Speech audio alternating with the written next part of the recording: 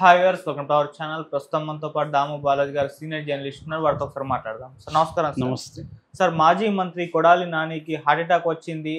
హైదరాబాద్లోని హాస్పిటల్లో జాయిన్ చేశారని చెప్పేసి వార్తలు వినిపిస్తున్నాయి సార్. అసలు కొడాలి నానికి ఏమైంది? మరి నిజంగా హార్ట్ అటాక్ వచ్చిందా? మరి అటువైపు నుంచి ఇదంతా కూడా డ్రామా అంటూ పోస్టులు అయితే పెడుతున్నారు సార్. మరి డ్రామానా, మరి హెల్త్ ఇష్యూస్ నిజంగా ఉన్నాయా సార్?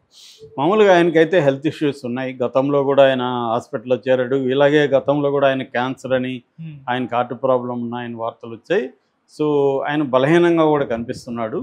సో కానీ ఈరోజు ఇందాక వచ్చిన వార్త, జస్ట్ ఒక 10 నిమిషాల ముందు వచ్చిన వార్త ఏంటంటే ఆయనకి సివియర్ హార్ట్ అటాక్ వచ్చింది. ఇక్కడ ఏఐజీ హాస్పిటల్లో ఆయన్ని చేర్చారు అన్న వార్త అయితే అనఫిషియల్గా న్యూస్ ఛానల్కి వచ్చింది. బట్ అఫిషియల్గా బంధువులు కానీ వాళ్ళు ఎవరు కూడా న్యూస్ అయితే రిలీజ్ చేయలేదు. అయితే పెద్ద ఎత్తున ఆయన అభిమానులు హాస్పిటల్ చుట్టూ చేరుతున్నారన్న వార్తలు వస్తున్నాయి. రెండో వార్త ఏంటంటే ఆయన ఇప్పుడు అరెస్ట్ చేయబోతున్నారని అని ప్రిపేర్ అవుతున్నారని ఆయనకి కొన్ని వర్గాల ద్వారా, అధికారిక వర్గాల ద్వారా లీక్ అయింది వార్త. అందుకనే ఈ డ్రామా ఆడుతున్నాడు అని తెలుగుదేశం సోషల్ మీడియాలో పోస్టులు పెట్టారు అతను.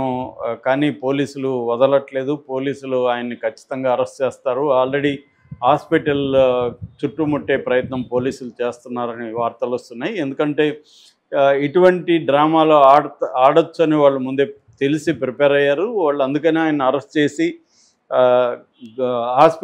గవర్నమెంట్ హాస్పిటల్కి తీసుకెళ్ళి వాళ్ళ సమక్షంలో టెస్టులన్నీ చేస్తారు. అక్కడ కానీ ఆయనకు హార్ట్ ప్రాబ్లం ఉందనుకుంటే అక్కడ డాక్టర్ల సూచనల మేరకి, అట్లాగే కోర్టులో పర్మిషన్ తీసుకొని కోర్టు సూచనల మేరకు చేస్తారు. కానీ ఖచ్చితంగా అయితే ఆయన అరెస్ట్ నుంచి తప్పించుకోవడానికే ఈ డ్రామా ఆడాడు. ఎందుకంటే వంశీ, పోసాని ఇద్దరిని అరెస్ట్ చేశారు. పోసానికి బెయిల్ వచ్చింది, వంశీకి ఇంకా బెయిల్ రాలేదు. నెక్స్ట్ లిస్ట్లో ఉండేది కొడాలి. మనకు ముందు నుంచి కూడా కొడాలి, వంశీ వీళ్ళిద్దరే లోకేష్ రెడ్ బుక్లో ఫస్ట్ అండ్ సెకండ్ పేర్లు వీళ్ళిద్దరే ఉంటాయి.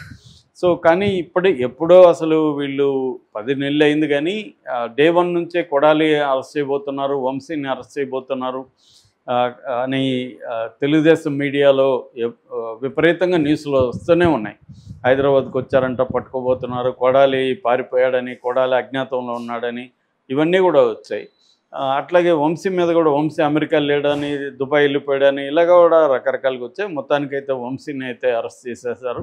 ఇప్పుడు కొడాలిని అరెస్ట్ చేయడం కోసమే పోలీసులు ప్లాన్ చేస్తున్నట్టుగా కొడాలికి న్యూస్ లీక్ అయ్యి కొడాలి ఇట్లాంటి హాస్పిటల్లో జాయిన్ అయ్యాడు అనేది ఒక వార్త. కానీ నిజంగా డ్రామా ఆడితే మాత్రం తప్పించుకోలేరు. ఎందుకంటే డాక్టర్లు ఒకవేళ రాంగ్ సర్టిఫికేట్ ఇచ్చిన, హాస్పిటల్లో రాంగ్ రిపోర్ట్ ఇస్తే మాత్రం వాళ్ళ మీద కూడా కేసులు పెట్టే అవకాశం ఉంటుంది. కాబట్టి ఏఐజీ లాంటి ఒక ఫేమస్, ఎందుకంటే నాగేశ్వర రెడ్డి ఆయన ఎంత ఫేమస్ మనకు తెలుసు, ఆయనకి పద్మ అవార్డు కూడా వచ్చింది. అలాంటి వ్యక్తి నడుపుతున్న హాస్పిటల్లో ఒకవేళ దొంగ సర్టిఫికేట్లు ఇస్తే వాళ్ళు కూడా ఇరుక్కుంటారు రేపు పొద్దున్న. ఎందుకంటే పోలీసులు మళ్ళీ వేరే దగ్గరికి తీసుకెళ్ళి టెస్ట్ చేస్తారు. కాబట్టి వీళ్ళు చెప్తున్నది ఏమంటే డ్రామా ఆడాల్సిన అవసరం లేదు, ఆయనకు తెలుసు అరెస్ట్ అవుతామని, దానికి రెడీగానే ఉన్నారు ఆయన. కానీ నిజంగానే ఆయనకి హెల్త్ ఇష్యూస్ ఉన్నాయి. అందుకనే అది ఈరోజు నిజంగానే వచ్చింది ఆయనకి సివియర్గా. కాబట్టి ఇక్కడ ఇందులో పోలీసులు వచ్చినా కూడా డాక్టర్లతో కన్సల్ట్ అవ్వచ్చు, డాక్టర్లు చూపిస్తారు. వాళ్ళు ఆ రిపోర్ట్స్ని వేరే దగ్గర కూడా తీసుకెళ్ళి చూపించవచ్చు. అట్లా ఒక రిపీటెడ్ హాస్పిటల్ తప్పుడు సర్టిఫికేట్లు, తప్పుడు టెస్ట్ రిపోర్ట్లు అయితే ఇవ్వరు అనేది అంటున్నారు. సో ఏదేమైనా ఆందోళన వ్యక్తం చేస్తున్నట్టుగా వాళ్ళ బంధువులు వాళ్ళందరూ తెలుస్తుంది. అభిమానులు కూడా పెద్ద ఎత్తున వెళ్తున్నారని తెలుస్తుంది. మనకు తెలుసు కొడాలి నాని ఒకప్పుడు తెలుగుదేశంలో ఉన్నాడు. అంతకుముందు ఆయన నందమూరి హరికృష్ణ దగ్గర పనిచేస్తాడు. ఎందుకంటే వీళ్ళ నాన్నకు కూడా రాజకీయ నేపథ్యం ఉంది. సో అక్కడ నుంచి నందమూరి హరికృష్ణ తర్వాత జూనియర్ ఎన్టీఆర్తో ఆయన చాలా క్లోజ్గా ఉండేవాడు. ఆయనతో సినిమా కూడా తీశాడు.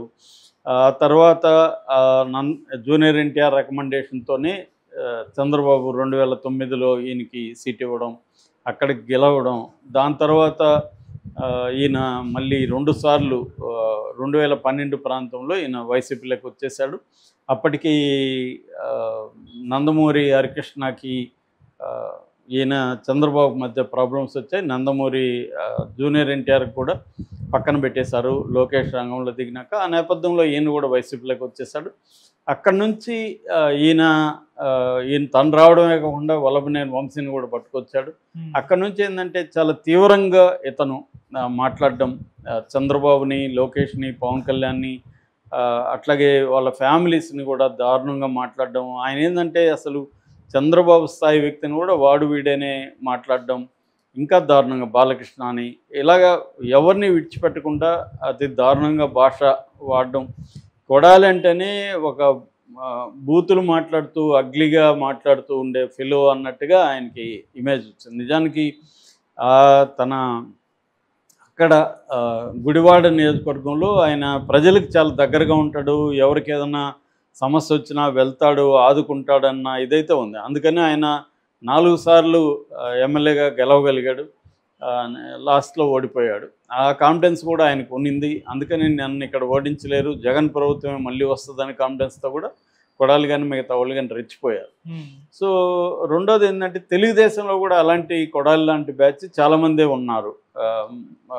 సో దానికి ధీటుగా ఒకరిని చూసి ఒకరు వాళ్ళు మాట్లాడుతుంటే వీళ్ళల్లో కొంతమందిని తయారు చేయడం, వీళ్ళని ప్రోత్సహించడం. అంటే తిట్టుకు తిట్టు, ఒకప్పుడు అనేవాళ్ళు కదా కంటికి కన్ను రక్తానికి రక్తం ఇలాగ ఉండేది. అలాగా ఇప్పుడు ఏమైందంటే తిట్టుకు వాడొక తిట్టు తిడితే మనం 10 తిట్లు తిట్టాలి అన్న యాంగిల్లో తయారయ్యారు అన్ని పొలిటికల్ పార్టీలు. ఇక్కడ కూడా చూస్తున్నాం. ఒకప్పుడు ఇక్కడ ఆ కల్చర్ ఉండేది కాదు. ఇవాళ ఇక్కడ కూడా మనకి ఎన్ని బూతులు మాట్లాడుతున్నారో, ఎంత దారుణంగా తయారైందో ఇక్కడ కూడా రాజకీయాలు చూస్తున్నాం. సో ఓవరాల్గా కొడాలి నాని వాళ్ళు లాంటి వాళ్ళు ఏంటంటే ఒక నెగటివ్ ఎగ్జాంపుల్స్ రాజకీయాల్లో. అంటే ఇలా ఉండకూడదు అని చెప్పడానికి వీళ్ళని మనం వాడుకోవచ్చు. సో ఏదేమైనా అది సీరియస్గా అయితే ఉందని